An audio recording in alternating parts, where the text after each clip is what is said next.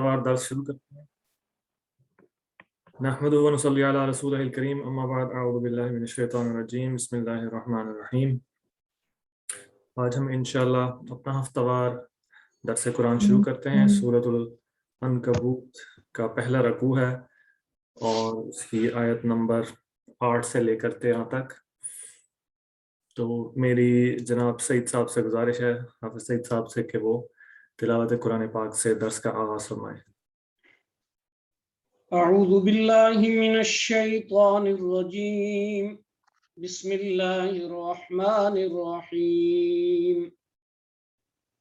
ووصینا الانسان بوالدیہ حسنا وَإِن جَاهَدَاكَ لِتُشْرِكَ بِي مَا لَيْسَ لَكَ بِهِ عِلْمٌ فَلَا تُطِعْهُمَا إِلَيَّ مَرْجِعُكُمْ فَأُنَبِّئُكُم بِمَا كُنتُمْ تَعْمَلُونَ وَالَّذِينَ آمَنُوا وَعَمِلُوا الصَّالِحَاتِ لَنُدْخِلَنَّهُمْ فِي الصَّالِحِينَ وَمِنَ النَّاسِ مَن يَقُولُ آمَنَّا بِاللَّهِ فَإِذَا أُوذِيَ فِي اللَّهِ جَعَلَ فِتْنَةَ النَّاسِ كَعَذَابِ اللَّهِ وَلَئِن جَاءَ نَصْرٌ مِّن رَّبِّكَ لَيَقُولُنَّ إِنَّا كُنَّا مَعَكُمْ أَوَلَيْسَ اللَّهُ بِأَعْلَمَ بِمَا فِي صُدُورِ الْعَالَمِينَ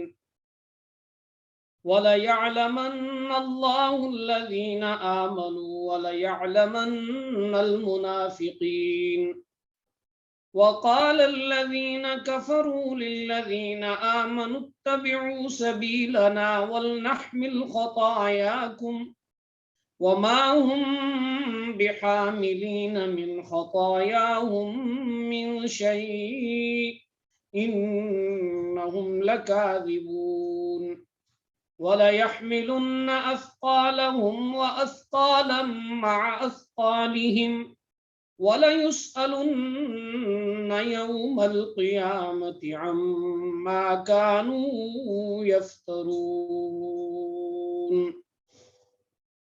صدقت یا رب العالمین ونحن على ذلك لمن الشاہدین والشاکرین والحمد للہ رب العالمین۔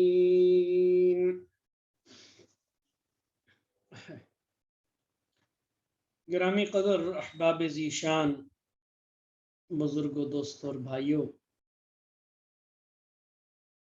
سورہ العنکبوت کا مطالعہ جاری ہے۔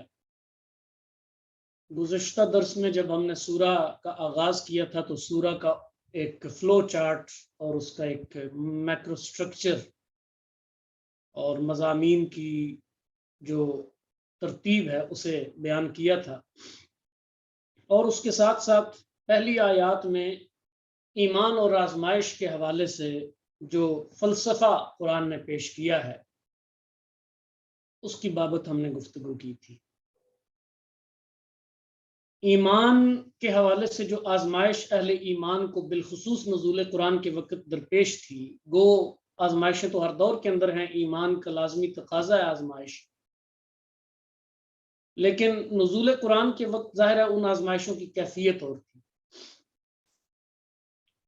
اور جو جس نوعیت کی آزمائشوں کا سامنا اس وقت اہل ایمان کو تھا، اس میں زیادہ تر تو ہماری گزشتہ جو گفتگو ہوئی ہے اس میں تعذیب و تشدد، استہزاء، تضحیک، مذاق، چھینا چھپٹی، قتل و غارت گری کی کوشش اور انہیں دبانے کی ہر ممکن کوشش، ان کا معاشرتی بائیکاٹ، ان کے یعنی گھروں سے بے گھر کرنا، بے دخل کرنا، ان کے مال، جان، عزت، آبرو پر حملہ کرنا، یہ ساری آزمائشیں تھیں۔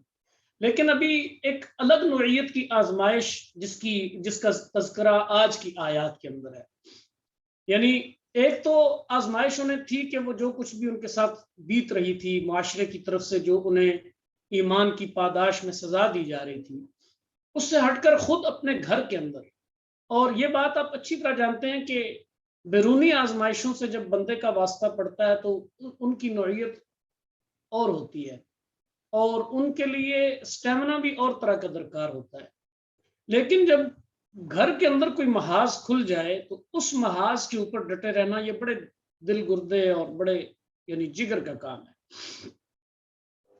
تو یہاں ایک آزمائش کا تعلق جو اسلام لانے والے نوجوانوں کو اپنے کافر باپوں سے اور اپنے سرپرستوں سے یعنی جس واسطہ پڑا ہے، جس نوعیت کی آزمائش کا، اس کا ذکر ہے۔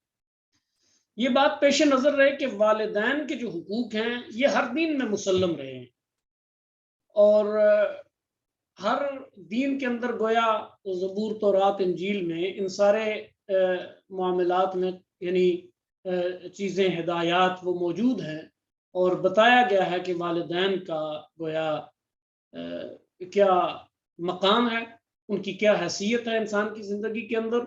اور اب یہاں چونکہ صدیوں سے جو دینوں کا ایک تسلسل، ادیان کا تسلسل موجود تھا، تو وہ اس کی نظری اور فکری روایات تو ظاہر موجود تھی، سینہ بسینہ نقل ہو رہی تھی، تو اس بات کو معاشرے کے اندر اچھی طرح سمجھا اور جانا جاتا تھا کہ والدین کے ساتھ حسن سلوک کا حکم جو ہے یہ حکم خداوندی ہے۔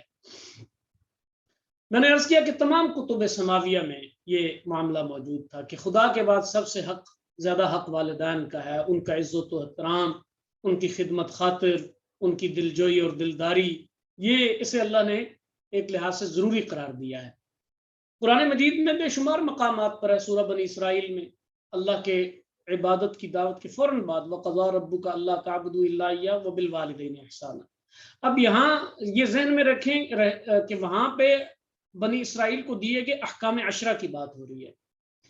بنی اسرائیل کے جو احکام عشرہ ہیں وہ بہت مشہور تھے، یعنی سیدنا موسیٰ علیہ السلام کے 10 نکات، جس طرح ہم کہتے ہیں نا قائد اعظم کے 14 نکات اور فلاں کے، یہ تو موسیٰ علیہ السلام کی دعوت کے 10 نکات تھے جنہیں احکام عشرہ کہا جاتا ہے۔ ان احکام عشرہ کو گویا قرآن نے بڑے سلیس انداز میں اپنے یعنی حضور علیہ السلام کی امتیوں کے لیے اور رہتی دنیا کی انسانیت تک کے لیے بیان کیا ہے، سب کے لیے، اور وہاں پہ بھی والدین کے حقوق کا تذکرہ ہے۔ تو اس سے یہ معلوم ہوا کہ سابقہ امتوں اور اس امت کے لیے حکم یہی ہے کہ اپنے والدین کے ساتھ حسن سلوک سے پیش آؤ۔ اس کی وجہ کیا ہے کہ والدین ہی کسی شخص کی اس دنیا میں آمد اور پھر اس کی پرورش کا سبب بنتے ہیں، اور وہ ایک مشہور حدیث ہے، اس کی اتھینٹسٹی یعنی اس کی استناد کے اوپر کلام ہے، لیکن وہ الفاظ بڑے جاندار ہیں۔ بعض نے کہا کہ یہ کسی نبی کی نصیحت ہے اپنے لوگوں کو، کہ اللہ تعالیٰ یہ بندے سے کہتا ہے کہ یبن آدم من اوصل الیک الغذاء وانت جنین فی بطن امک، اے ابن آدم کہ جب تو اپنے ماں کے پیٹ میں ایک جنین کی شکل میں تھا تو تجھے خوراک کس نے پہنچائی؟ وعلمتک الجلوس فی بطن امک، اپنے ماں کے پیٹ کے اندر تجھے اٹکھیلیاں کرنا سکھایا۔ یہ حرکت اس کی زندگی کے لیے ضروری ہوتی ہے، یعنی وہ ہاتھ پاؤں چلانا، وہ ککنگ جو اس کی ہوتی ہے بچے کی ماں کے پیٹ کے اندر، اس کا اشارہ کیا کہ علمتک الجلوس۔ اور پھر وہ لمبا مطلب وہ ہے کہ اس کا خلاصہ یہ ہے کہ پھر ہم نے تیرے والدین کے دل کے اندر تیری محبت ڈال دی، اور یہ محبت اتنی شدت کے ساتھ ہے اور اتنی بڑی ہوئی ہے کہ لا تأکلان حتی تشبع ولا تنامان حتی ترقد، کہ جب تک تو سیر ہو کر کھا نہ لے تب تک وہ کھاتے نہیں ہیں، جب تک تو لا لک ید ان تبطش، تیرے ہاتھوں میں طاقت نہیں تھی کہ تو کوئی چیز پکڑ سکتا، لا لک سن ان تقطع، تیرے دانتوں میں کاٹنے کی، چبانے کی صلاحیت نہیں تھی، اور لا لک رجل تمشی، تمہارے پاؤں میں، ٹانگوں میں اتنی سکت نہیں تھی کہ تم اٹھ کر کوئی بھاگ دوڑ کر سکتے۔ ہم نے تیری ماں کے سینے سے تیرے لیے خوراک کے چشمے جاری کر دی، اور پھر تیرے والدین کے دل کے اندر یہ محبت ڈالی کہ وہ سیر ہو کر نہیں کھاتے جب تک تو پیٹ نہ بھر لے، وہ سوتے نہیں ہیں جب تک تو چین کی نیند نہ سو جائے۔ گویا یعنی والدین اس اعتبار سے اپنی اولاد کی تربیت، یعنی پہلے پیدائش اور پھر ان کی تربیت اور پرورش کے لیے ہر طرح کی تکلیفیں برداشت کرتے ہیں، مالی بوجھ اٹھاتے ہیں، اور پھر سب سے بڑھ کر یہ بھی پیش نظر رہے کہ صرف پرورش ہی نہیں کرتے بلکہ بسا اوقات اپنی جان تک اس کے اندر ہلکان کر دیتے ہیں، یعنی اور یہ باپ ہی ہے نا جو اپنے اولاد کی خوشیوں کے لیے معاذ اللہ ثم معاذ اللہ نہیں ہونا چاہیے، لیکن وہ حرام تک بھی کمانے پر تل جاتا ہے، وہ اپنی ذات کو پیچھے رکھ دیتا ہے، اولاد کی چیزیں اس کے آگے آ جاتی ہیں، اولاد کی ضرورتیں اسے مجبور کر دیتی ہیں، چھینا چھپٹی سے، چوری چکاری سے، رشوت ستانی سے وہ باز نہیں آتا۔ تو اولاد کی محبت میں اس لیے ہر سابقہ کتب کے اندر، کتب سماویہ کے اندر بھی اور قرآن مجید کے اندر بھی والدین کے حقوق کی بات کی گئی ہے۔ اب یہاں جو پیش نظر جو آزمائش اب سامنے ہے، چونکہ صحابہ کرام جو اسلام قبول کر رہے ہیں کون ہیں؟ سعد بن ابی وقاص کو دیکھیں، طلحہ و زبیر کو دیکھیں،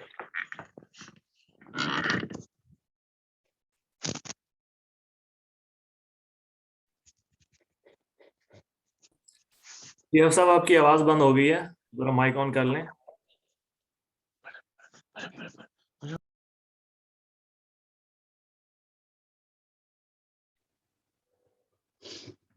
جی مجھے کسی نے میوٹ کیا تھا۔ جی وہ غلطی سے ہو گیا، وہ میں دوسرے بندے کو کرنا چاہ رہا تھا تو آپ کا ہو گیا، معذرت چاہتا ہوں۔ اچھا، تو بہرحال اب جو آزمائش ان نوجوان صحابہ کرام کو درپیش تھی وہ یہ تھی کہ وہ جو والدین کو حق شریعت نے دیا ہے اس کو گویا اس کا وہ فائدہ وہ مشرک باپ جو تھے وہ اٹھا رہے تھے، اور بہت غلط فائدہ اٹھا رہے تھے۔ وہ اپنے حق کے نام پر اپنی اولاد کو بلیک میل کرتے تھے اور انہیں خدا کے حقوق سے روکنے کی کوشش کرتے تھے، اور ظاہر ہے اس کوشش میں انہوں نے ظلم و ستم بھی کیا ہے۔ بہت سارے جو ہے وہ صحابہ کرام کے بارے میں یہ بات آتی ہے کہ ان کے اپنے عزیز و اقارب نے انہیں جس طرح کی تکلیفیں دی ہیں، سیدنا عثمان غنی کے چچا نے اور دیگر بہت ساری، اور اس سے پہلے ہر دعوت حق کی جو تاریخ ہے نا اس میں یہ مثالیں موجود ہیں۔ آپ قرآن مجید کا مطالعہ کریں، جناب ابراہیم خلیل اللہ پر اپنے باپ کے ہاتھوں سے جو کچھ گزری ہے وہ ظاہر ہے قرآن کی تعلیمات اس کے حوالے سے موجود ہیں۔ حضرت موسیٰ علیہ السلام کے دعوت کے دور میں بھی نوجوانوں کو اس طرح کے حالات کا سابقہ پیش آیا۔ یہ جو اصحاب کہف ہیں ان کے بارے میں تو خود قرآن کے الفاظ ہیں کہ انہم فتیۃ آمنوا بربہم، یہ نوجوان تھے جو اپنے رب کی ذات پر ایمان لائے، اور پھر ان کے ساتھ ماجرا جو ان کے والدین نے کیا۔ تو یعنی ہر زمانے کے اندر دعوت حق کے جرم میں اپنے باپوں اور اپنے سرپرستوں کے ظلم و ستم کا لوگ ہدف بنے۔ یہاں یہی صورتحال ان نوجوانوں کو بھی پیش آئی جو حضور کی دعوت پر ایمان لائے تھے۔ اب اس صورتحال کا تقاضا یہ تھا کہ انہیں واضح ہدایات دے دی جائیں کہ والدین اگر ان کے دین کے معاملے میں مداخلت کریں تو انہیں کیا رویہ اختیار کرنا چاہیے۔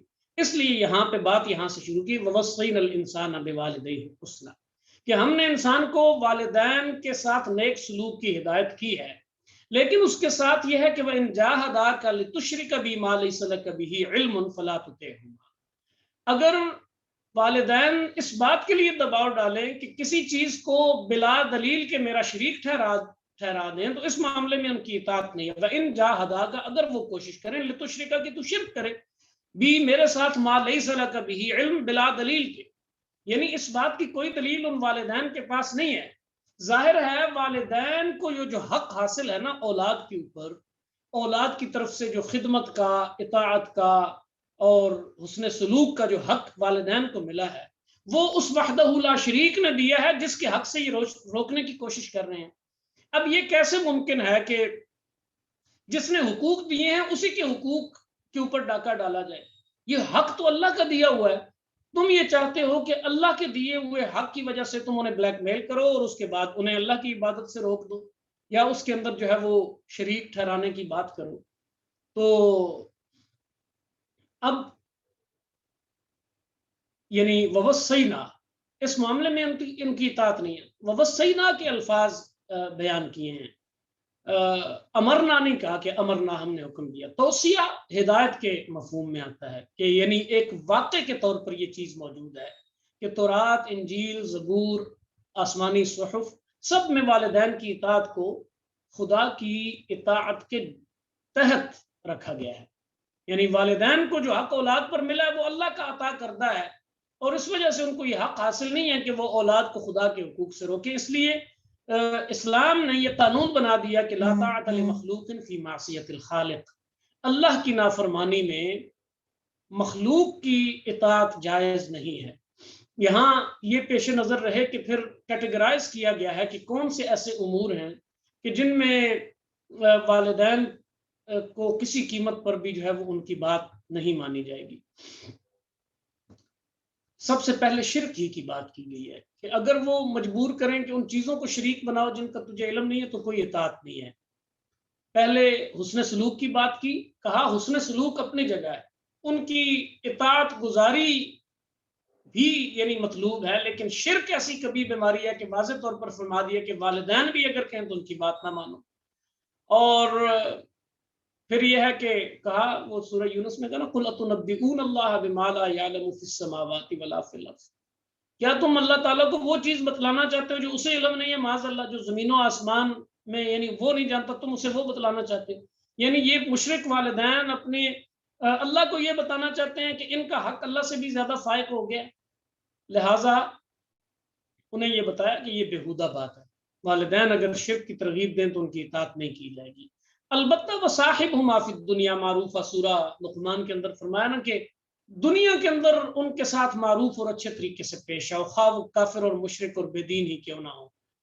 تو یہاں پھر فقہائے کرام نے یہ بات لکھی ہے کہ یہ یہاں تو صرف شرک کی نفی ہے، لیکن یہ ذہن میں رہے کہ شرک کی ہی ممانعت نہیں ہے صرف، بلکہ شریعت اور سنت کے خلاف اگر والدین کو دوسرا امر بھی کہیں، تو مثلا کسی فرض کو چھڑانا چاہیں، کسی واجب کو ترک کرنے کی وہ ترغیب دیں، تو وہ واجب الاطاعت نہیں ہوں گے۔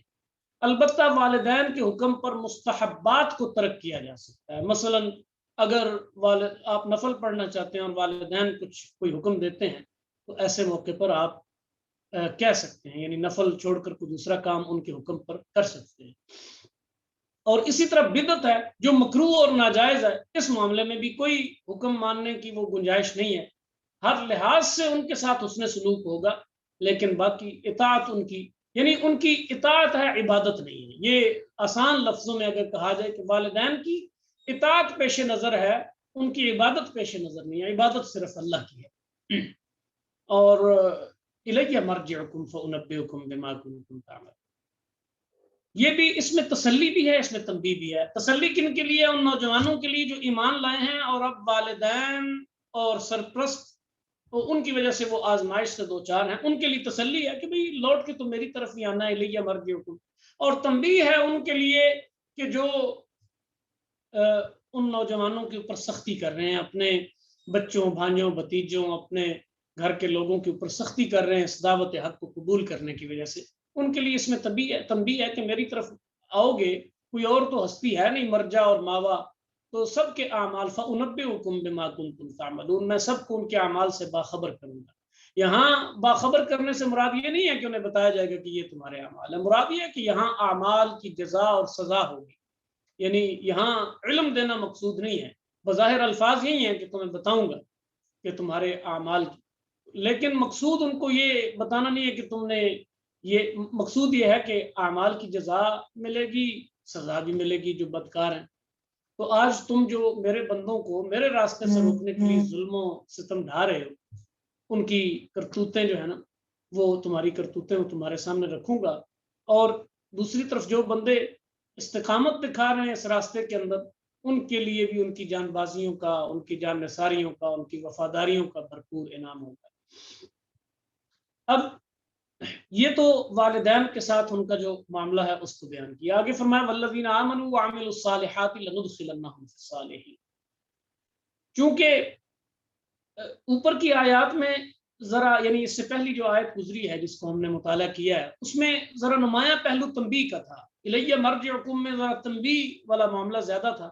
اب مزید تسلی کے لیے، تسلی کے پہلو سے ذرا صریح الفاظ میں، وہاں تو مبہم الفاظ میں کہا نا فانبئکم بما کنتم تعملون، یہاں ذرا صریح انداز میں ایک تسلی کا پہلو لایا گیا کہ یہ جو لوگ ایمان لائے ہیں اور عمل صالح کیے ہیں، یہ اپنے دشمنوں کی تمام دشمنی کے باوجود اور مخالفین کی ہٹ درمی، ضد، عناد، تشدد، تعذیب، ہر طرح کے ہتھ کنڈے آزمانے کے باوجود یہ ایمان اور عمل صالح پر قائم رہے ہیں، ان لوگوں کو بلا شبہ ہم زمرہ صالحین میں داخل فرمائیں گے۔ اللہ پاک ہم سب کو صالحین کے ساتھ، یہاں زمرہ صالحین سے مراد اللہ کے وہ خالص یعنی لندخلنہم فی الصالحین، یہاں وہ اللہ کی ان خالص اور مخلص بندوں کا ذکر ہے جن کو دنیا کی مختلف آزمائشوں سے گزار کر اللہ تعالیٰ آخرت کی جو ابدی انعامات ہیں اور ابدی بادشاہت ہے اس کے لیے اللہ کریم منتخب فرما رہا ہے۔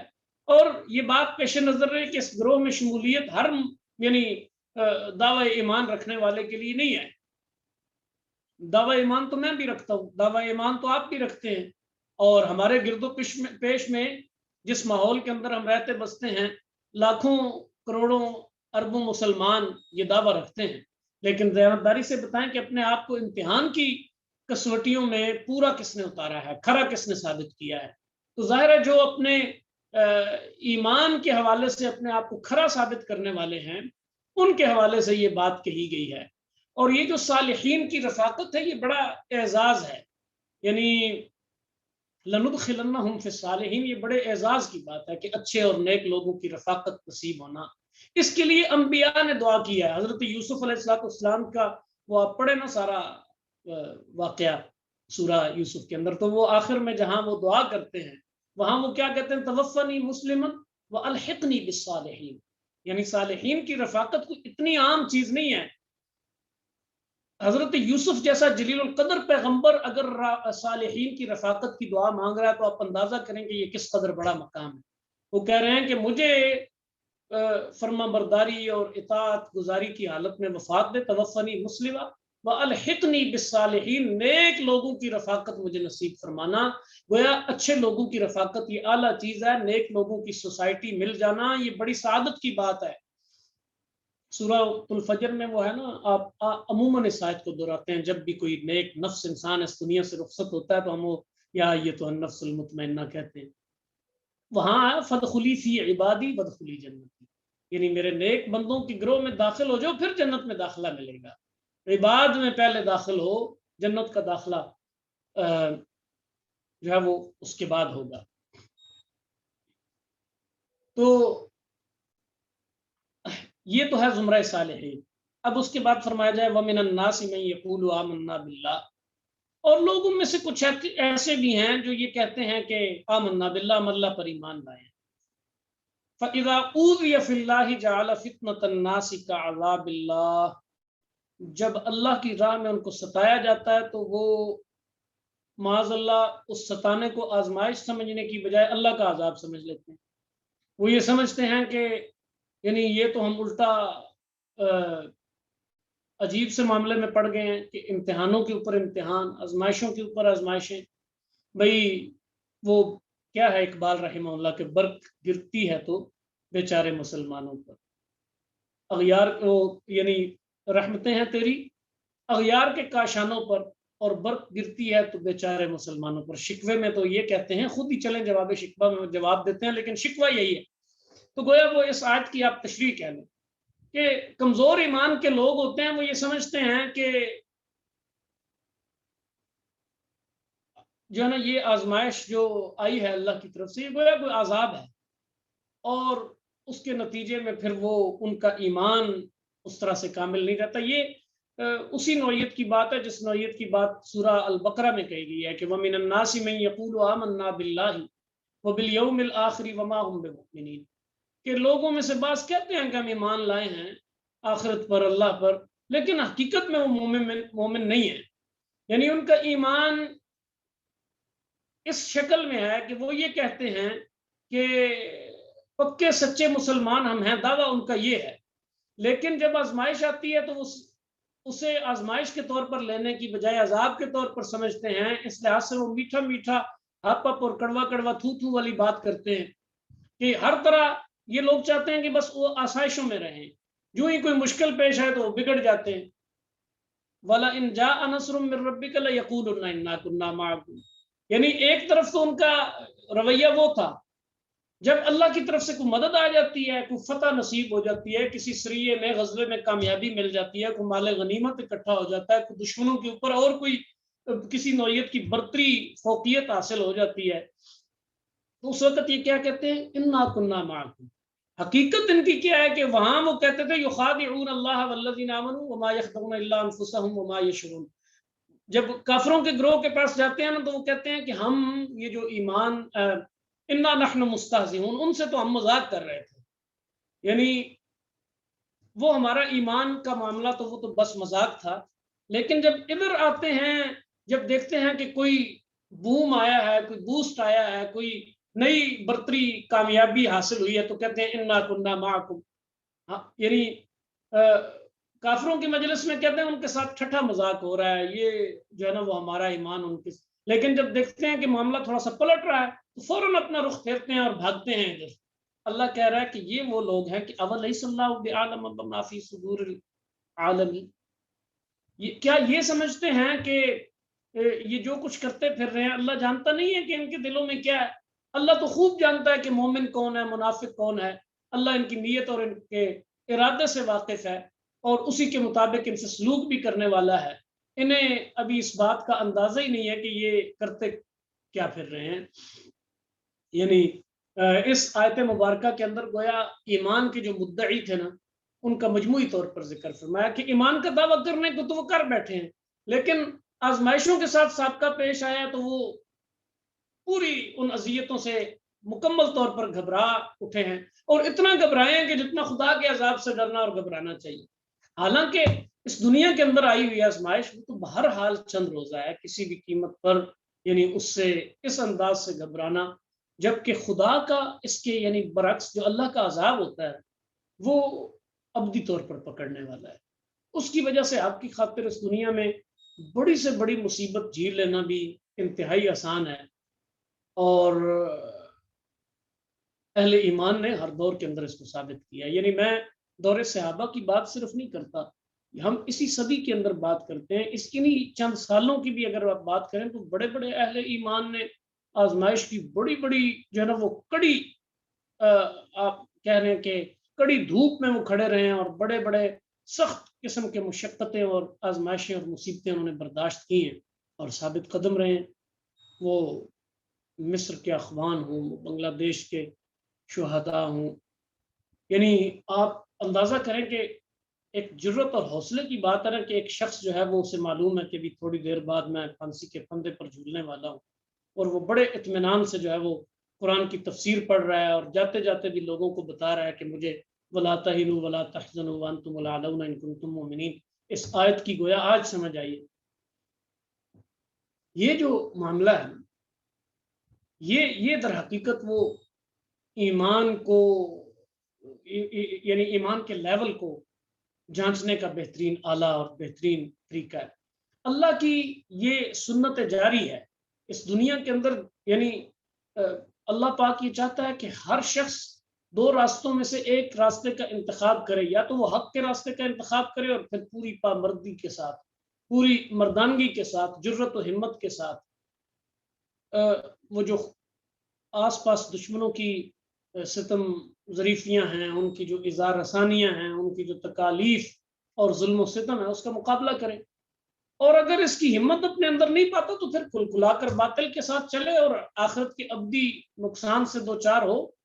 इन दो के सिवा अल्लाह की निगाह में कोई रास्ता नहीं है। ये जिस रास्ते के राही ये थे ना, खास तौर पर इस आयत के अंदर मज़कूर लोग, इन्हें हकीकत में चेतावनी दी जा रही है, उन्हें बताया जा रहा है कि देखो यहाँ ये पेश नज़र रहे कि अल्लाह की सुन्नत जारी दो ही रास्ते हैं, एक हक का रास्ता और एक बातिल का रास्ता। ये बैन बैन वाली कैफियत में न रहो कि हक को उभरता हुआ देखा तो उसका जनाब जिंदाबाद के नारे लगाने शुरू कर दिए, हार पहनाने शुरू कर दिए, और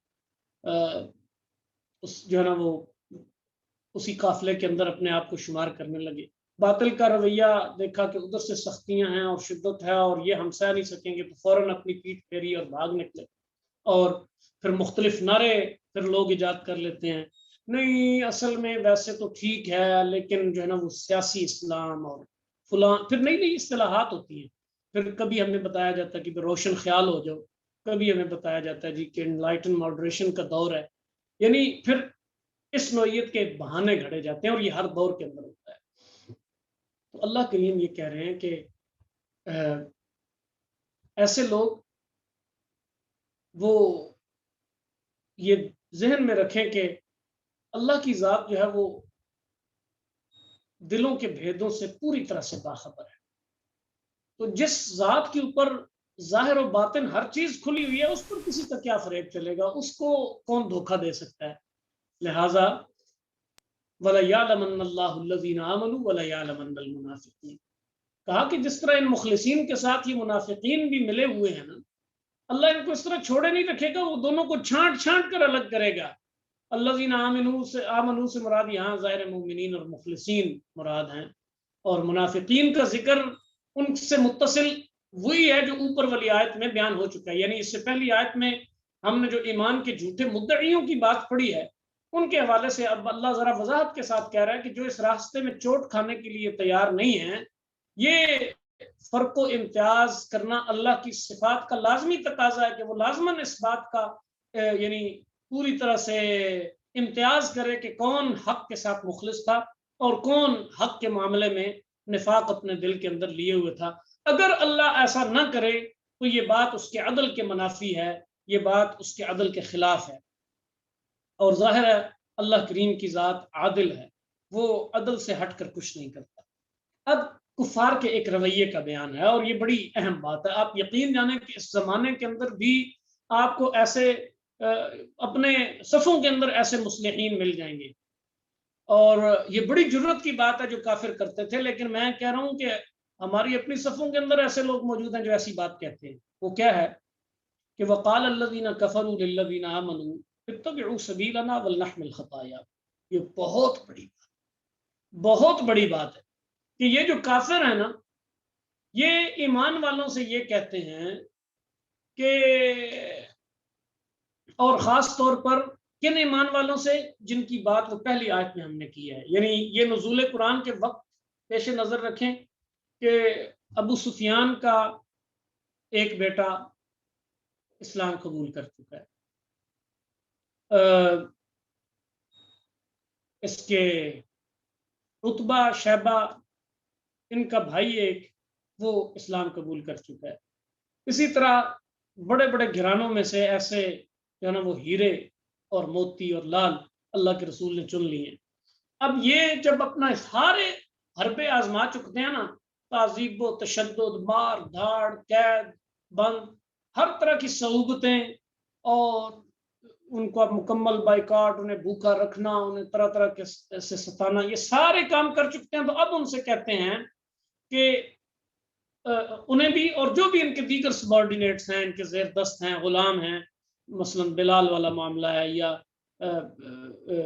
زنیرہ اور ابو فقیہ اور ابو عامر اور یہ جتنے لوگ ہیں، سیدہ سمیہ اور یاسر اور عمار اور یہ سارے لوگ، اب یہ اپنے ان زیر دستوں کو کہتے ہیں اسلام سے پھرنے کے لیے، کہ کہتے ہیں کہ دیکھو نیک اور بد اور خیر اور شر کو ہم تم سے زیادہ سمجھنے اور پرکھنے والے ہیں۔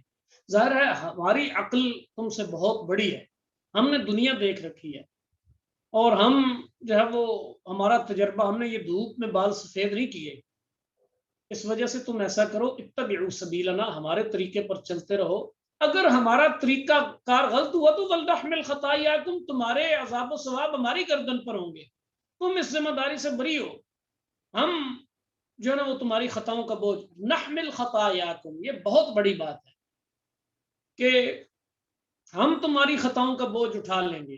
یہ جو منطق ہے نا بزرگوں، سرپرستوں، باپوں، استادوں، پیروں اور لیڈروں کی طرف سے، یہ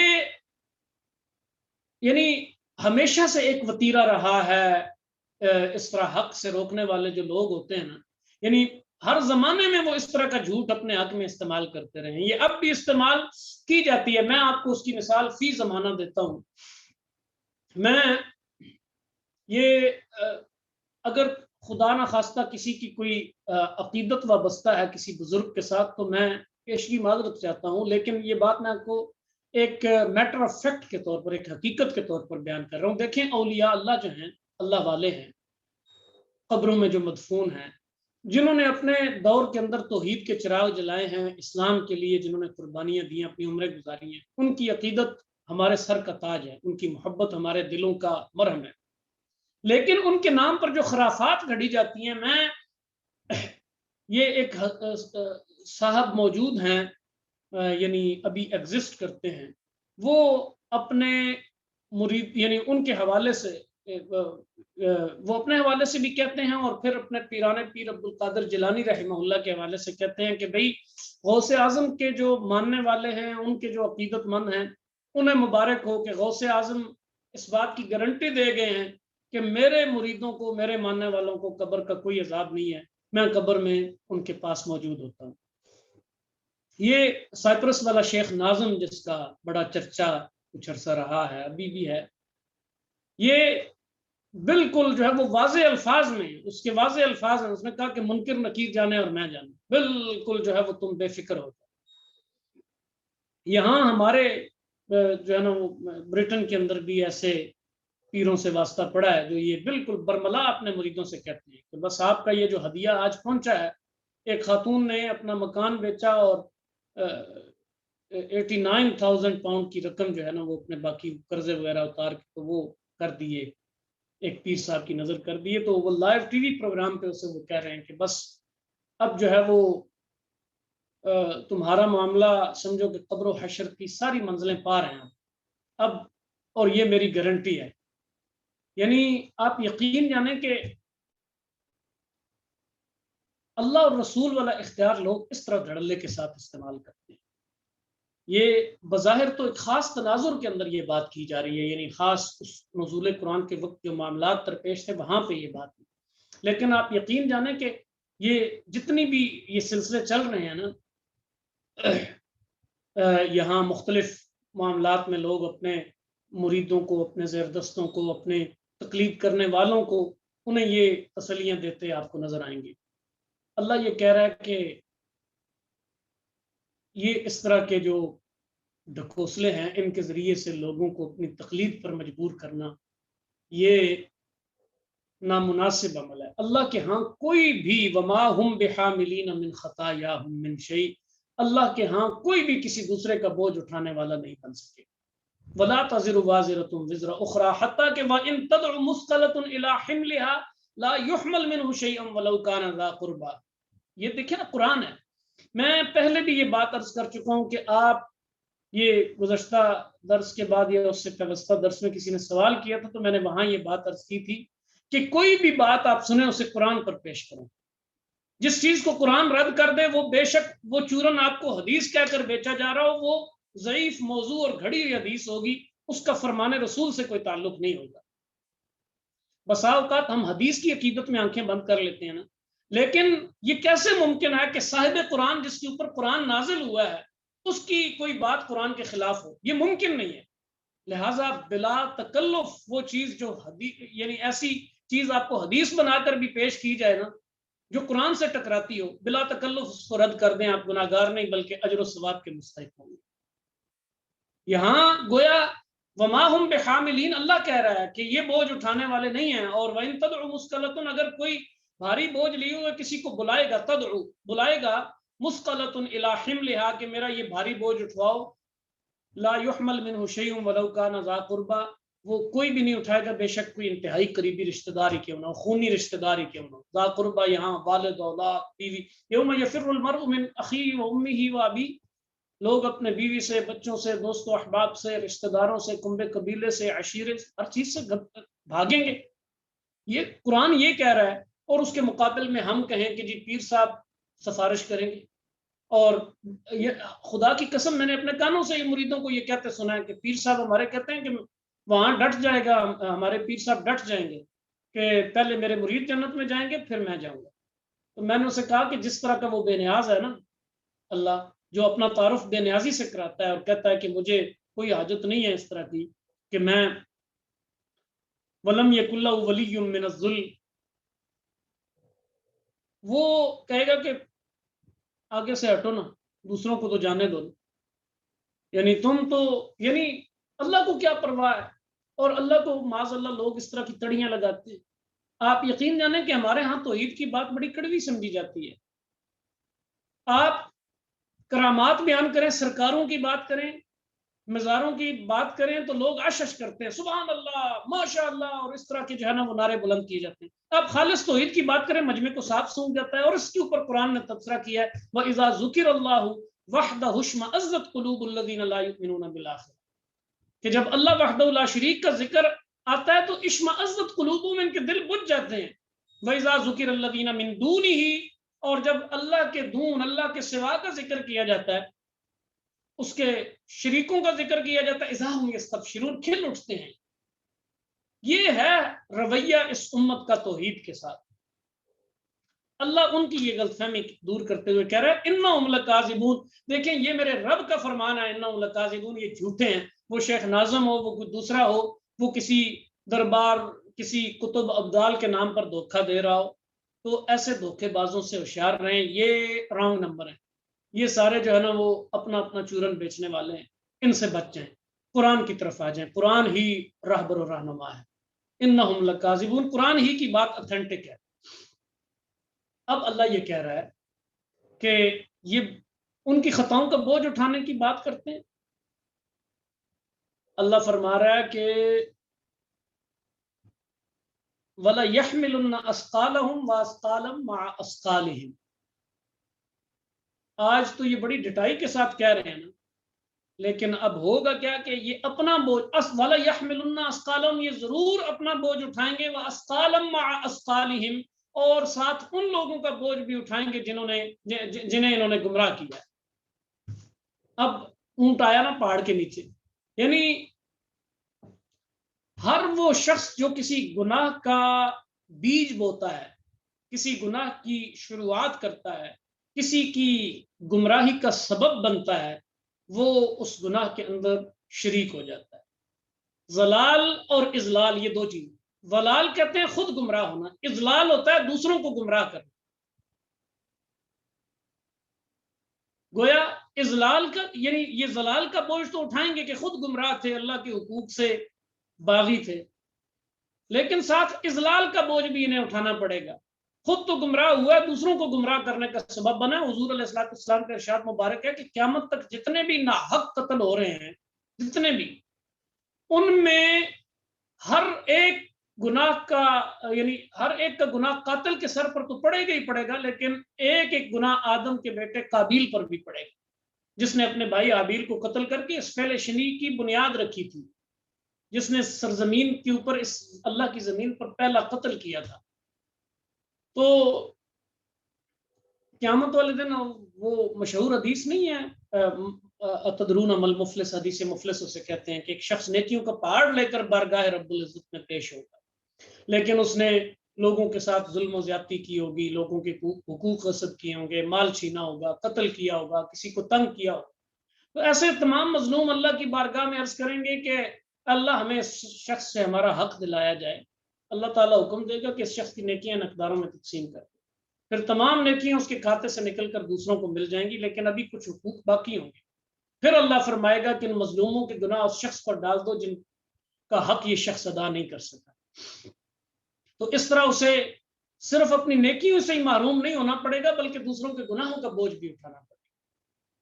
لیکن بالکل اس سے اپوزٹ، اگر کوئی شخص خود ہدایت یافتہ ہے اور دوسروں کے لیے بھی ہدایت کا وہ ذریعہ بنا ہے، تو ہر ہدایت یافتہ کے نیک عمل کا ایک ایک بدلہ اس کو ملتا رہے گا.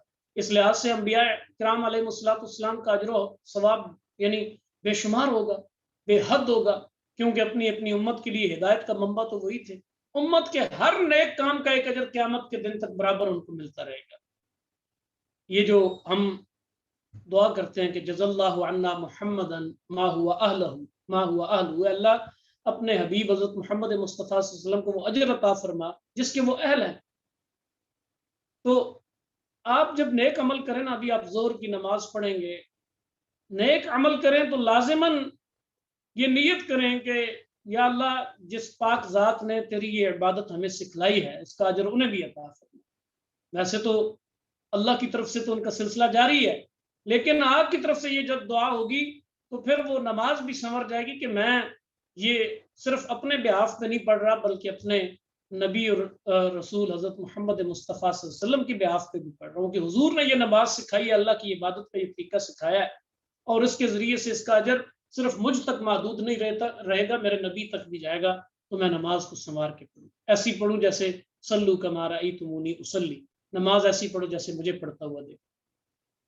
تو بہرحال میں سمجھتا ہوں کہ جو مدعا تھا اس آیت کا وہ میں پوری طرح سے واضح کر سکا ہوں. وَلَا يُسْأَلُنَّ يَوْمَ الْقِيَامَةِ عَمَّا كَانُوا يَفْتَرُونَ. پھر اللہ کریم قیامت والے دن ضرور ان سے پوچھے گا، ان سے پوچھا جائے گا ان کاموں سے متعلق جو وہ افترا کرتے تھے، جو جھوٹ یہ گھڑتے تھے. یہ جھوٹ ہی گھڑنا ہوتا ہے نا، افترا جھوٹ گھڑنا یعنی بندہ کوئی بات اپنی طرف سے کہے اور خدا کی طرف منسوب کر دے. یعنی ہر طرح کی بدعات بھی اس کے اندر شامل ہو جاتی ہیں، ہر طرح کی غلط تعبیرات بھی اس کے اندر شامل ہو جاتی ہیں. تو اس کی ایک مثال تو ظاہر ہے وہ دے دی جو پہلی آیت میں، کہ یہ اپنے زیر دستوں سے کہتے ہیں کہ تمہاری خطاؤں کا بوجھ ہم اٹھا لیں گے، ہم اس بات کے ذمہ دار ہیں. کہہ رہے ہیں کہ بندہ کہنے کو تو ایسی بات کہہ دیتا ہے، لیکن اگر وہ اس کا انجام دیکھ لے تو کبھی ایسے الفاظ اپنے منہ سے نہ نکالے. جب لوگ قیامت کے دن اس ہولناکی کو دیکھیں گے تو اس وقت ان کا حال اس سے بالکل مختلف ہوگا جس حال میں یہ اس دنیا میں نظر آتے ہیں. یہاں تو انہیں اپنی گدی اور اپنا وہ پیروں کا جھک مریدوں کا جھک جھک کر ملنا اور ہاتھوں کے بوسے دینا اور نذرانے پیش کرنا اور کھنکتی ہوئی کھڑکتی ہوئی دیگیں اور ذبح ہوتے ہوئے بیل اور درباروں پر چڑھتے ہوئے چڑھاوے اور روپے اور زیوروں سے بھرے ہوئے غلے اور بڑے بڑے باکس. یہاں انہیں کیا کچھ، یعنی وہ عرس کے اوپر اور میلادوں کے اوپر وہ طرح طرح کے نذرانے اور ہدیے، وہ روز بروز بڑھتی ہوئی دولت اور اس کی چکا چوند اور اثر و رسوخ اور گاڑیاں اور حدم و حشم اور ہٹو بچو اور نہ جانے کیا کیا، یہ سارا آپ پروٹوکول دیکھتے ہیں ان کا. یہاں یہ انہیں بڑا وہ نظر آتا ہے. لیکن اگر ایسی بات کوئی منہ سے نکال رکھی ہے اور نکالتے ہیں، بڑے غیر محتاط ہیں معاذ اللہ، تو اس کا انجام پھر وہاں وہ خود اپنے دیکھیں گے.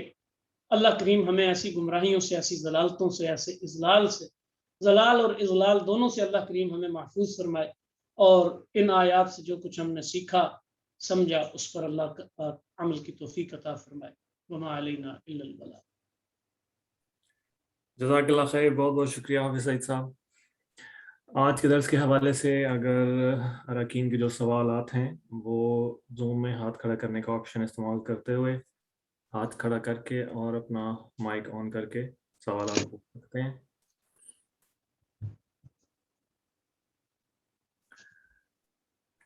جب تک سوالات سامنے آتے ہیں، میرے 5 سوالات ہیں حافظ صاحب. جی جی فرمائیں. ویسے ہمارے جو اراکین ہیں ان کی شکایت ہوتی ہے کہ سارا وقت میرے سوالات میں ہی گزر جاتا ہے، ہمیں موقع ہی نہیں ملتا.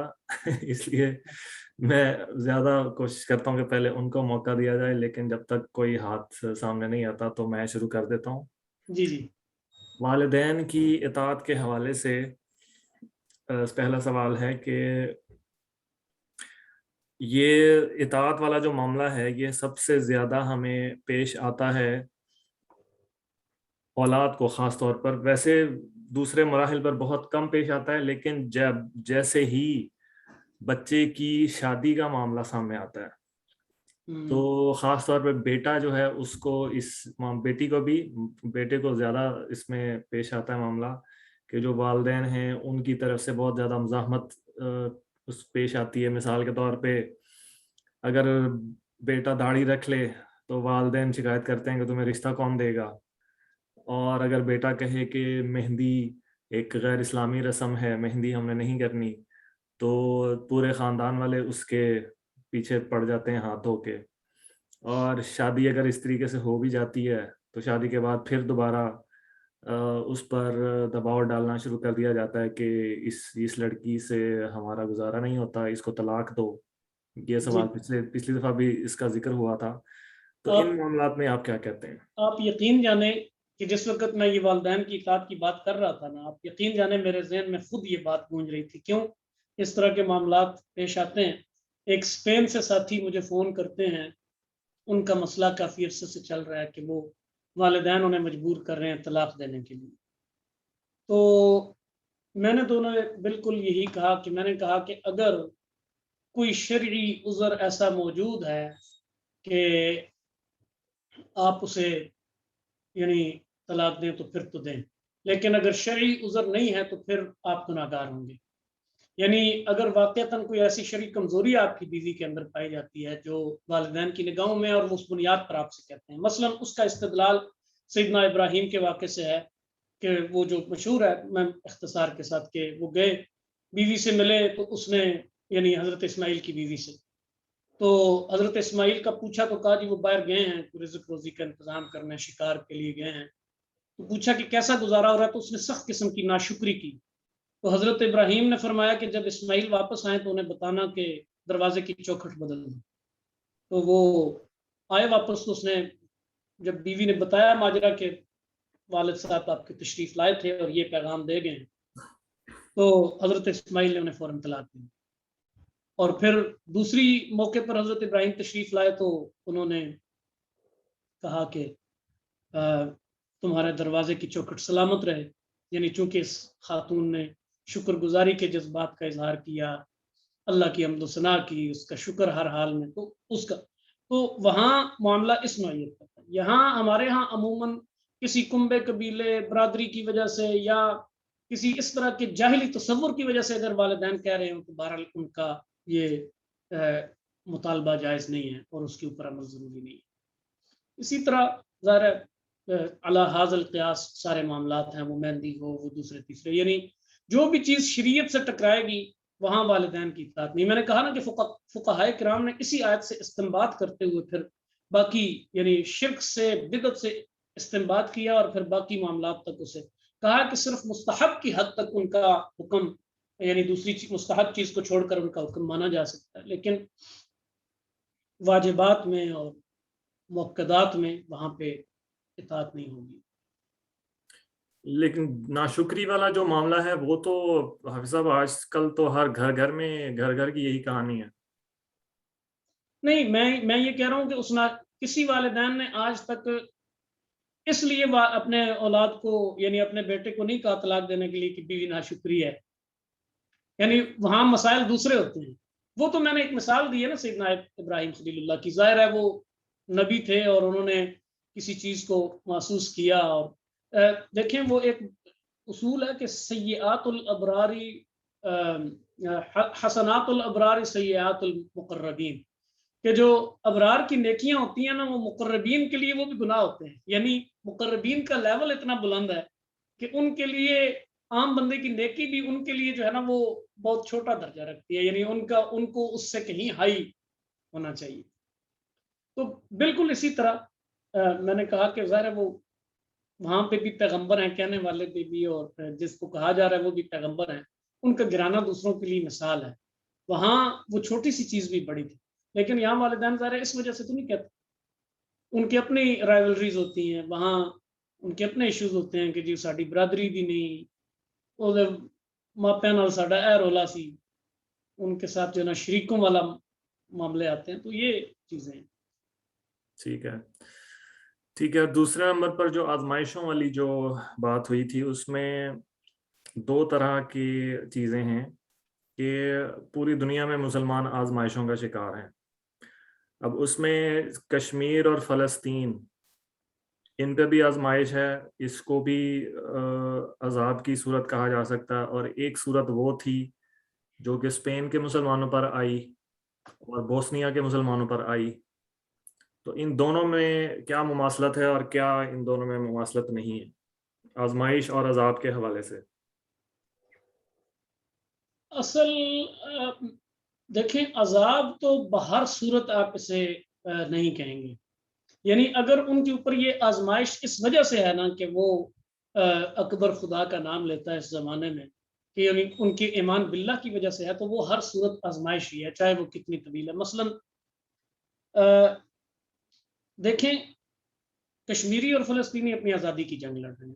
ان کا ایک بالکل جائز بنیادی انسانی حق ہے کہ انہیں پوری آزادی ان کے رہن سہن، مذہب، ان کی روایات رسوم کے حوالے سے ہو. اس حق کے لیے وہ لڑ رہے ہیں. اس حق کے لیے لڑتے ہوئے دارفر کے جو عیسائی ہیں انہیں ان کا حق مل جاتا ہے اسی دنیا کے اندر، اور چند جو ہے نا وہ سال بھی نہیں گزرتے، انہیں مہینے لگتے ہیں یعنی انہیں اپنا حق حاصل. ادھر ان کی آواز بلند ہوتی ہے کہ جی ہمیں آزادی چاہیے اس مسلم اکثریت سے کہ ہمارے حقوق محفوظ نہیں، ادھر انہیں آزادی مل جاتی ہے دارفر میں. اور اسی طرح ایسٹ تیمور میں اتنا بڑا ایک حصہ جو ہے نا وہ یعنی انڈونیشیا کا جگر کاٹ کر جو ہے نا وہ الگ کر دیا جاتا ہے.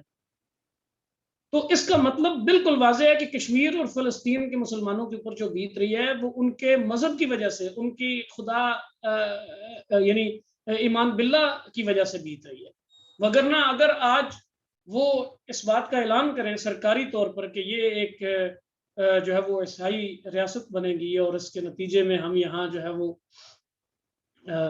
یہ ایک خاص نظام نافذ کریں گے تو آج ان کو آزادی مل جائے گی. یا اگر وہ اعلان کر دیں کشمیر والے کہ جی جو ہندوانہ تہذیب غالب تہذیب ہے یہاں کی اور جو ایک غالب مذہب ہے ہم سارے وہ مذہب قبول کرتے ہیں تو یہ انہیں ہر طرح کی آزادی ہر طرح کی سہولتیں ہر طرح کی مراعات انہیں مل جائیں گی. تو اس سے یہ واضح ہو جاتا ہے کہ ان کا اصل جرم کیا ہے. تو اس اعتبار سے وہ عذاب نہیں وہ آزمائش ہی ہے. جو یہاں آپ دیکھیں کہ یہ جو بوسنیا کا آپ نے کہا اب دیکھ یعنی سیکولرزم کی بوسنیا کے اندر حالت یہ تھی کہ ہم جیسے جو مسلمان ہیں نا انڈو پاک کے ہم اس اتنی مذہبی آزادی کا تصور بھی نہیں کر سکتے. یعنی اتنے کھلے ڈلے یعنی ہم نہیں ہو سکتے مذہب کے حوالے سے. یہ بوسنیا کے مسلمان اس طرح سے تھے کہ یعنی وہ جیسے ہی وہ کھلے ہیں نا معاملات تو سب سے زیادہ آپ کو جو ہے نا وہ فوری طور پر جس چیز کو انہوں نے سب سے زیادہ مس کیا تھا وہ ان کی پبنگ اور کلبنگ اور ان کا وہ سوئمنگ پولز پہ یعنی مخلوط ان کا وہ سلسلہ سارا. یعنی اس درجے کے مسلمانوں کو بھی اگر قلب یورپ کے اندر برداشت نہیں کیا جاتا تو آپ خود اندازہ لگا لیں کہ پھر کس طرح کے مسلمان قابل قبول تھے. یعنی اس کے علاوہ ان کا جرم کیا تھا کہ پورا ایک لحاظ سے جب تک ان کے لیے تانا نہیں بن گیا اس وقت تک انہوں نے پوری طرح سے جو ہے نا وہ ان قاتلوں کو سپورٹ بھی اور ہر طرح کی وہ فراہم کی. اور کون سی چیز ایسی تھی کہ جس کی بنیاد پر انہوں نے یعنی سربیا کو یا وہ کیا بیگوچ کو جو ہے اتنا سپورٹ کیا. تو سوائے اسلام کی تو ان کا کوئی ایسا حالانکہ میں کہہ رہا ہوں کہ سیکولرزم کی آخری حد تک گزرے وہ مسلمان تھے لیکن اس کے باوجود پر یہ چیز آئی ہے تو ظاہر ہے اسلام کے جرم میں آئی. اور جو اسپین کے مسلمانوں کے ساتھ معاملہ ہوا نہیں اسپین کے معاملوں مسلمانوں کے ساتھ بھی کیا بالکل اس دور صحابہ والا ہوا. انکویزیشن جو ہوئی ہے یعنی جبری تبدیلی مذہب کا جو معاملہ انکویزیشن کی تحریک ہوئی ہے وہ تو بالکل وہی ہے جو مکہ میں بھی چل رہی تھی. یعنی ان کا معاملہ تو زیادہ مماثلت رکھتا ہے آزمائش سے. جو دیکھیں جو ہوتے ہیں نا اللہ کے قانون سے بالکل باغی اور عاری ہو جاتے ہیں حکمران طبقہ ان کے حوالے سے آپ کہہ سکتے ہیں کہ آزمائش کا کوڑا ان کے اوپر برسا ہے لیکن یہ سوری عذاب کا کوڑا ان کے اوپر برسا ہے لیکن باقیوں کے لیے تو وہ آزمائش ہی ہوتی ہے. اب فی زمانہ جو ہے نا وہ مصر میں حسنی مبارک کے اوپر آپ اسے عذاب اس شکل میں کہہ سکتے ہیں کہ وہ خدا سے بالکل باغی اور بے خوف اور جو ہے وہ اللہ کے حقوق سے بالکل ناآشنا اور وہ ساری اس طرح کے وہ طرز حکومت تھا اس کا علی زین العابدین کا حبیب بورقیبہ کا سب کا. ان کو تو آپ آزمائش کہہ سکتے ہیں عذاب کہہ سکتے ہیں کہ اللہ نے ان کی ڈھیلی رسی جو ہے نا وہ کھینچ لی اور انہیں ان کے اس وہ مراعات سے اور ان ساری چیزوں سے محروم کر دیا ان کے جو لاؤ لشکر تھے ان سے محروم کر دیا. لیکن باقی مصر کے مسلمانوں پر یا تیونس کے مسلمانوں پر تو وہ آزمائش ہی ہے. تو اسپین کے مسلمان تو بدرجہ اولا جو ہیں وہ آپ کہہ سکتے ہیں کہ ان کی تو انکویزیشن اور جبری تبدیلی مذہب نے دیکھیں نا انہیں بلایا گیا انہوں نے کہا گیا کہ جی تم چونکہ اپنے مذہب کے اوپر قائم رہنا چاہتے ہو جو لوگ یہ چاہتے ہیں کہ وہ اپنی مذہبی آزادی کے ساتھ اپنا وہ کرتے رہے ہم انہیں فلاں جزیرے میں منتقل کر رہے ہیں وہ سارے آ کے اکٹھے ہوئے وہاں فلاں تاریخ کو ساحل پہ اعلان کر دیا گیا کہ جہاز لگ گئے اور اس کے بعد ان کا اجتماعی قتل کیا گیا. کس جرم میں؟ وہ عذاب تو نہیں تھا ان کے لیے وہ تو آزمائش ہی تھی. وہ تو اپنے دین بچانے کے لیے ہی گئے تھے کہ ٹھیک ہے اگر ہمیں اپنی دینی اور مذہبی آزادی وہاں میسر آتی ہے تو یہ ہمارے لیے ہمارے حق میں بہتر ہے. ان درجہ اولا آزمائش تھی. اور یہ جو سقوط بغداد ہوا تاتاریوں کی وجہ سے تو تاتاری بھی عذاب تھے؟ نہیں پھر وہی بات آتی ہے کہ طبقے جو ہوتے ہیں نا مختلف ایک واقعہ مختلف لوگوں پر مختلف طرح سے منطبق ہوتا ہے.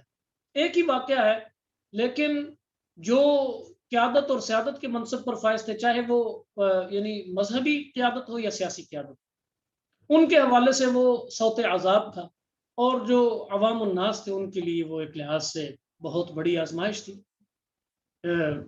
میں تو کہتا ہوں کہ یہ جو دوسرے مذاہب کے لوگ بھی یعنی جو جنگی اور اس طرح کی آفات ہوتی ہیں وہ سب کے لیے آزمائشی ہوتی ہیں. مثلا کیسر روم اور کسرا ایران نے جو ایک دوسرے کے خلاف یعنی کمپینز کی ہیں، بہت ہیوی کمپینز، یعنی بڑی بڑی جنگیں، روم و ایران کی جنگیں، ان کی ایک پوری تاریخ ہے. اس میں آپ دیکھیں تو ایک اپنے گاؤں کے دیہات کے ایک کھیت کے اندر ہل چلاتے ہوئے کسان کا کیا لینا دینا ہے حکومتوں کی تبدیلی سے، کسرا ایران سے اور کیسر روم سے؟ اس کے لیے تو وہ آزمائش ہی ہے کہ وہ اپنے بچوں میں ہنستا کھیلتا اٹھتا بیٹھتا اپنے کاموں میں مگن وہ موت کی بھیٹ چڑھ گئے. اس کے لیے تو وہ آزمائش ہی ہے. بالکل ایسا ہی یعنی بغداد کے عوام کے ساتھ بھی. ٹھیک ہے جی، بہت شکریہ. اور تیسرا سوال ہے کہ آپ نے فرمایا کہ پیر صاحب اور جو دوسرے کابرین ہیں، نیک لوگ ہیں، وہ کسی کا بوجھ نہیں اٹھائیں گے. لیکن ایک چیز ہمیں اکثر ہمیشہ بلکہ یہی کہی جاتی ہے، اور اکثر لوگ اسی پر عمل کر کے اپنے بچوں کو اس رستے پر ڈالتے ہیں، وہ یہ ہے کہ جو حافظ ہے وہ قیامت والے دن اپنے والدین اور 70 کے قریب لوگوں کو اپنے ساتھ جنت میں لے کے جائے گا. ٹھیک ہے. تو اور لوگوں کی اکثریت ہمارے ہاں والدین کی خصوصی طور پر اسی وجہ سے بچوں کو حافظ بناتے ہیں کہ چلو ہم تو سیدھے راستے پر نہیں آنے والے، تو چلو اس کے بدلے ہم جو ہے جنت میں یہ ہمیں لے جائے گا ساتھ. نہیں، اصل بات جو ہے نا وہ یہ دو مختلف باتیں ہیں. کسی کا بوجھ اٹھانا، اس کا دعویٰ کرنا، وہ ایک بالکل الگ چیز ہے، اور کسی نیکی کے اوپر اللہ کی طرف سے کسی انعام کا اعلان کرنا وہ الگ چیز ہے. آپ دیکھیں کہ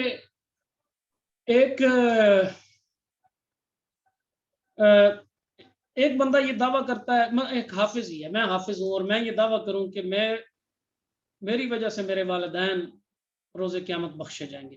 میں بطور حافظ یہ دعویٰ نہیں کر سکتا. جس ذات نے میرے سینے میں یہ قرآن رکھا ہے وہ اپنے طور پر انعام اور اعزاز کا اعلان کرے، یہ اس کی شان ہے. جو حفاظ کے حوالے سے وہ اللہ کے رسول کا قرآن کی عظمت و شان کے حوالے سے اور حافظ قرآن کے اعزاز اور اس کے اکرام کے حوالے سے ایک اعلان یا ایک وہ ہے وعدہ. لیکن کسی کا یہ دعویٰ کرنا کہ تمہاری خطا، حافظ ہی اگر یہ کرے اس حدیث کی بنیاد پر بھی کرے تو وہ دعویٰ غلط ہے. اعزاز و اکرام ہونا اور چیز ہے، کسی چیز کا دعویٰ کرنا اور چیز ہے. اگر دیکھیں نا شفاعت کے حوالے سے اصل ہمارے عقیدے کے اندر ویسے بڑے باطل تصور بھی موجود ہیں، لیکن جو صحیح احادیث کی روشنی میں جو صحیح شفاعت بھی ہے، اس میں بھی اذن شفاعت تو اللہ نے اپنے ہاتھ میں رکھا ہے. تو وہاں پھر یہ بوجھ اٹھانے والی بات تو نہ ہوئی. اگر اللہ نے اذن شفاعت نہ دیا جو اللہ کا ڈومین ہے تو بس بات ختم. یعنی رسول کے حوالے سے بھی کہا جا رہا ہے کہ وہ بھی اذن شفاعت ہونے تک ہی شفاعت کریں گے، جس کے حق میں اذن شفاعت ہوگا. تو حفاظ تو کسی کیٹیگری میں نہیں آتا. وہاں دعویٰ ہے، وہ دعویٰ غلط ہے. یہاں دعویٰ نہیں ہے، یہاں اعزاز و اکرام کا انعام اس کی طرف سے ہوا ہے جو اس کلام کا یعنی خالق ہے، جس نے اس کلام کو خود، جس کا وہ کلام ہے، اسی نے اعزاز و اکرام کا دعویٰ کیا، وعدہ کیا ہے. وعدے اور دعوے میں فرق ہے، وہ وعدہ ہے، یہ دعویٰ. ٹھیک ہے، ٹھیک ہے، بہت شکریہ. ابھی 2 سوال ہیں میرے، لیکن وہ میں بعد میں کروں گا. پہلے مشتاق بھائی کا ایک سوال ہے، وہ پہلے کر سکتے ہیں. اب ہماری اذان ہو گئی ہے، اب بس اچھا، یہ مشتاق بھائی ذرا ٹھیک ہے، کر لیں. جی جی. السلام علیکم. یہ اگلے پروگرام میں کر لیں گے انشاءاللہ، اتنا نہیں، امپورٹنٹ نہیں، اگلے پروگرام میں انشاءاللہ. ٹھیک ہے. اگر آپ کرنا چاہتے ہیں تو سوال یہ والا کر لیں، وہ ان کے پاس اتنا وقت ہے. اصل میں میرا پچھلے 2 ہفتے پہلے کہ یہاں پہ ایک عجیب اتفاق ہوا تھا. ایک درس میں بلایا گیا تھا یہ ربیع الاول کے حوالے سے نا، تو وہاں پہ مولانا نے ایک بات کی تھی جی کہ آپ بس استغفار کریں اور کثرت سے درود پڑھتے رہیں، بے شک نماز پڑھیں یا نہ پڑھیں کوئی مسئلہ نہیں، آپ کی معافی ہو جائے گی. تو یہ ایک نیا عقیدہ مجھے لگا ہے کہ لوگوں کو باقی چیزوں سے صرف یہ 2 وہ کیا 6 منٹ آپ کے لگیں گے جی آپ 100 دفعہ درود پڑھ لیں، 100 دفعہ استغفار پڑھ لیں، تو باقی نماز بے شک نہ پڑھیں.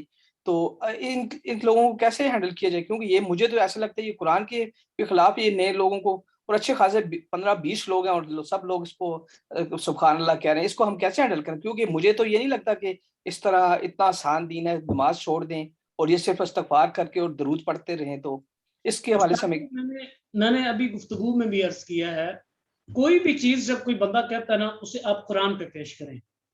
اسے रसूलुल्लाह सल्लल्लाहु अलैहि वसल्लम की जो शरीयत है, हुजूर का जो सिखाया उस पर पेश करें। अगर ये इतना आसान काम होता ना, देखें जो चीज ऐन हालत जंग में दुश्मन ने घेरा हुआ है और अल्लाह कह रहा है कि तकसुरू मिनस्सलाह इन खिफ्तुम अन यफ्तिनकुमुल्लज़ीना कफरू, और फिर उसका पूरा तरीका बताया कि कुछ लोग आपके साथ आके खड़े हो जाएं, फैज़ा कुंत फ़ीहिम फ़अक़मत लहुमुस्सलात फ़लतकुम ताइफ़तुम मिनहुम मअक वलियअख़ुज़ू हिज़्रहुम व अस्लिहतहुम, कि ये लोग आके आपके साथ सफ में शामिल हो जाएं, एक रकत पढ़ें, दूसरे लोग पहरा दें, हिफाजत करें, फिर वो आके शामिल हों और ये लोग पहरे वाली जगह पे चले जाएं। यानी ऐन हालत जंग में भी जिस चीज की माफी नहीं है और वक्त के रसूल को नहीं है, रसूल के अव्वलीन जानशीन सहाबा किराम को नहीं है, वो आज के किसी झूठे मुल्ला के कहने पर उससे यूं छुटकारा मिल जाए, यानी इसके ऊपर सुभान अल्लाह नहीं अस्तगफिरुल्लाह पढ़ना चाहिए।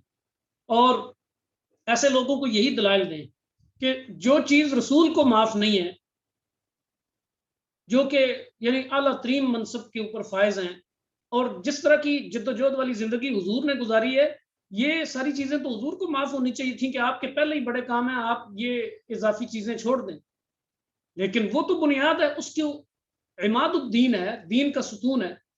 गोया ये दुरूद, ये आप ये कह लें कि ये तो दुरूद या इस्तिगफार, ये चीजें उस वो जो इमारत है ना दीन की, वो उसके अंदर नक्शो निगार हैं। कोई आप सीनरी लगा लेते हैं, कोई आप उसका पेंट रंग रोगन नक्शो निगार, ये चीजें उन उसकी हैसियत रखती हैं। नमाज सुतून की हैसियत है, सुतून है ही नहीं तो नक्शो निगार आप कहाँ करेंगे, क्योंकि सुतून के बगैर तो इमारत खड़ी नहीं होगी, तो आप वो सीनरियां कहाँ लगाएंगे, आप वो कहाँ पे वो हीरे मोती टांगेंगे। ये इंतहा दर्जे की फजूल बात है, और इस नौइयत के रॉन्ग नंबरों को शट अप कॉल देनी चाहिए और उन्हें कहो कि भाई इसकी दलील पहले कुरान से दें और सुन्नत रसूल से दें, हुजूर के अमल से दें, सहाबा किराम के तामुल से दें। बगैर दलील, असल यही तो मजबूरी है ना हमारी, कि हमारे यहाँ जाहिल अवाम की एक कसरत है जो इस तरह के ढकोसलों को जो है ना, वो चूंकि शॉर्टकट की तलाश में होते हैं ना, तो वो शॉर्टकट की वजह से वो फिर इस तरह के लोगों की बात न सिर्फ ये कि सुनते हैं, बल्कि उसे दिल में भी जगह देते हैं। माज़अल्लाह सुन्ना माज़अल्लाह। ठीक है जी मुश्ताक भाई, आपका जवाब मिल गया। जी जी, बहुत शुक्रिया जी, बहुत शुक्रिया, जज़ाकुमुल्लाह बहुत खैर। शुक्रिया, जज़ाकल्लाह खैर हाफिज सईद साहब। जज़ाकल्लाह खैर जी, बारकल्लाह फीक, इंशाअल्लाह इंशाल्लाह अगले हफ्ते मुलाकात होगी। इंशाअल्लाह। अस्सलाम वालेकुम वरहमतुल्लाह। अस्सलाम। अब हम अपने दरस हदीस की तरफ चलते हैं। आज का दरस हदीस मुश्ताक भाई के ज़िम्मे है।